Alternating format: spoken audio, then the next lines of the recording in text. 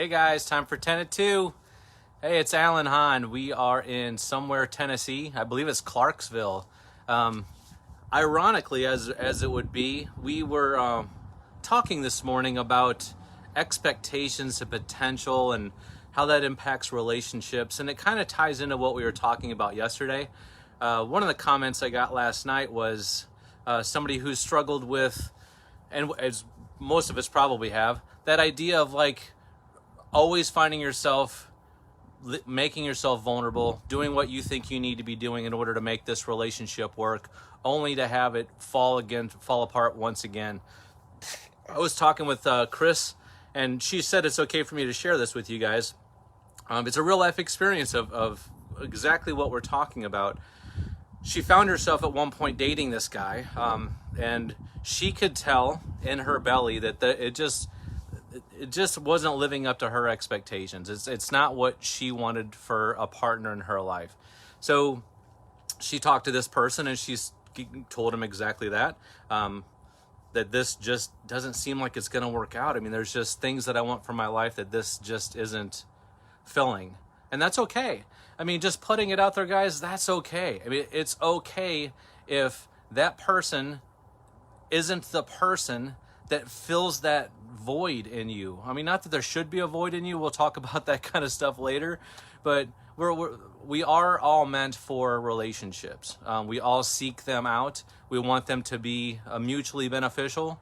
And in this instance, she told the potential partner, hey, you're a great guy. I just don't see this working out. This is just not in line with my thing. And he paused her and made her understand from his perspective all of the things that she said she wanted in a partner. That's exactly the person he wished he could be as well. So it gave her a pause. Like, this was a great guy. There's great potential there. She laid out her expectations, and he said, I can absolutely meet those for you. That's the person I want to be too. And I believe that you are the person who can help me get there. If you'll just stick with me, I know we can get there together. So she did it. She connected to it. She wound up dating him for 2 years, wound up married to him for 13 more. And at the end of the 13-year marriage, that's what undid, at the end of the day, what she knew in her gut all those years earlier was exactly what wound up happening in the end. At the end of the day, he never did rise to that occasion. He never did do the work it needed for him to be the person that he said he wanted to be, and that person would have been the person that she wanted in her life. I know I've been there too. Sometimes it was even me. I mean, sometimes there were times that I knew that I was disappointed in myself because I knew that I had the potential for greatness, and I put that expectation on myself that I be farther along in my life than I am at whatever period of time.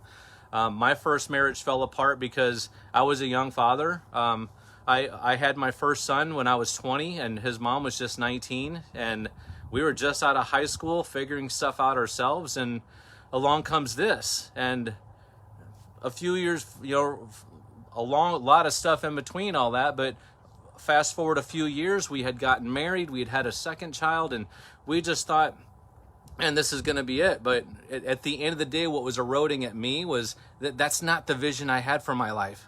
Not at that point. I should be farther along in what I'm supposed to be doing by then.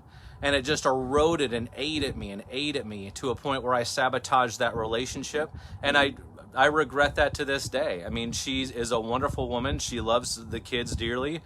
She tried. She wanted to fix that relationship, but I was dug into my ways, and I wasn't willing to do my part and do my work because I thought I deserved more and I wanted more. And that's just it getting questions like that. Those are real things that a lot of us go through. There's a lot of us that go through that question in our relationship, our romantic relationship, or our work relationship, or the relationship we have with even ourselves. Like, it's all tied into the same dynamic of we have a potential, and we see the potential in ourselves to be a certain way, or live a certain way, or feel a certain way, or maybe even it's like people who struggle with depression and anxiety. They hate the fact that they struggle with depression and anxiety. I don't want to feel that way. But how do I feel any different way? So expectations in relationships are the things that undermine the core of them. I mean, there are a handful of things that adult relationships typically fail underneath the weight of: how do they manage their money? How do they manage their children? How do they manage, or where are they at with their walk with Christ or in their religion? And then sex. I mean, sex is a big one too. I would put a fifth one out there just based on the last few years of my working with people and talking with people: the alcohol. Like, how does this person deal with alcohol?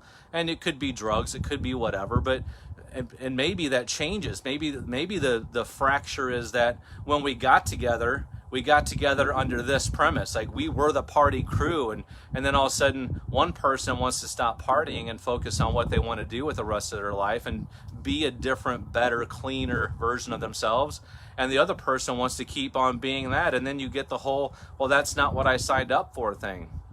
I'll tell you guys this: there have been times in my life where I listened to that and I fed into that, and I'm like, you know what, you're absolutely right. We just got to dig in there. We just got to accept, even if it's not what we want to accept for our lives, we just have to accept it, because I have this responsibility now to this relationship. I will tell you guys this: the biggest responsibility you have is to God. The second one is to yourself. At the end of the day, you got to be okay with the decisions that you're making within yourself. When I went through my second divorce, I dug in, man. I was like, okay, this has now happened twice. What of this do I own? What am I doing wrong? I realized what I did wrong with my first one. Now the second one's falling apart. I dug in. I took a marriage and family class. I read a bunch of books. Dr. Phil was one of them. I literally wrote to the Dr. Phil show and was interviewed to be on his show. I was willing to do anything that it took to save that relationship because I was married. When you're married, you're supposed to be married, and that's supposed to mean something bigger than if you're dating somebody. Not that there's not a responsibility when you're dating somebody, but the truth of the matter is you're dating somebody. I mean, I used to liken it to the fact that you're trying on shoes. I mean, I'm trying these on. We're going to see if these things fit and how they fit, and if they fit well, then I'm going to commit to them. All right, here we go. But once you've made that commitment, now you've made that commitment. And both my wife, Chris, and myself have both been in marriages where the other person was just like, yeah, well, I know, but that's not how I see marriage. So what I've learned through these years, guys, is that we all grew up hearing communication is key, communication is key, communication is key. And I used to just kind of write that off. Yeah, whatever. The truth is, communication is everything. You got to know, and you got to be strong enough within yourself to be like, you know what? If this isn't the right person for me, that doesn't make them a bad person. It just means that we're not supposed to be in that kind of relationship with each other, and that's fine too. Guys, we are almost pushing 8 billion people on this planet. And it doesn't mean that everybody's disposable, but there's a truth. If I don't fit with you and we can't get to where we both make each other happy and we take care of each other and it's blissful, if we can't get to that, like, I'm willing to work on that with you. I'll do the work and I'll get there with you, but you got to be willing to do your part. I'll even work a little bit harder than the person I'm with, to be honest, because I'm just a hard worker. I'm willing to even carry more weight than they will be, but I need for them to do at least a minimum, at least show an effort. And here's the hard part for some people to hear. If you're not getting that from somebody, it's not a reflection on you at all. It doesn't mean anything about you at all. Even though they're saying it's about you, the truth is it's about them. And it doesn't make them a bad person if they're not good for you. And that's just got to be okay. Where you start is with yourself. You can't, in my opinion, be healthy and happy being self-centered, because the world doesn't revolve around you. It doesn't revolve around any one person. We're all meant to be in a relationship with each other. We need to find a way to make that the best we can possibly do. That's going to require communication and compromise and some of those things. It's not all about any of us. But you got to be strong enough to be able to voice, these are the things that I know about myself now. These are the things that I want. And these are the things that I need. The needs have to, at some point, be non-negotiable. Because what you'll wind up doing is spending years with somebody who's not meeting your basic needs, only to have wasted years with somebody who's not even willing to meet your basic needs. That's not fair to you. And truth be told, it's not even fair to them. You guys are taking it up each other's space for the right person to come along. And maybe there's a lot of work to be done in the middle of that. Maybe it's couples counseling.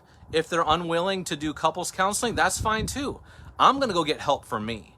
One of the best books I read when I was going through that for myself was Passionate Marriage by Dr. Snarch. And the way he likened it is, if you think about a home, you're building a home together. If you an A-frame house, if it's all the weight is on each other, if one thing crumbles or falls, you both fall. That's not healthy for either one of you. That's not supportive of either one of you. You're not supposed to use the word need in this kind of stuff. You don't need, you can do whatever you want. What results in happier, healthier relationships long term is two individuals who have their own goals, have their own stuff, are meeting their own expectations for themselves, and then you are two independent people walking down the path together. I'm over my 10 at 2 time frame. I'm sorry about that. I get a little passionate about some of this stuff. Maybe next time I'll have to call it 12 at 2. I don't know. I really enjoy doing this stuff, guys, and I think about this stuff all the time. If you would please do me the favor of commenting on not only what you heard today, but maybe what you'd like to talk about next time, and I can get marinating on that kind of stuff. Until then, I hope you have a great day. Make the most out of your life, man. You only get one. Live life while you're living. Have a great day, guys.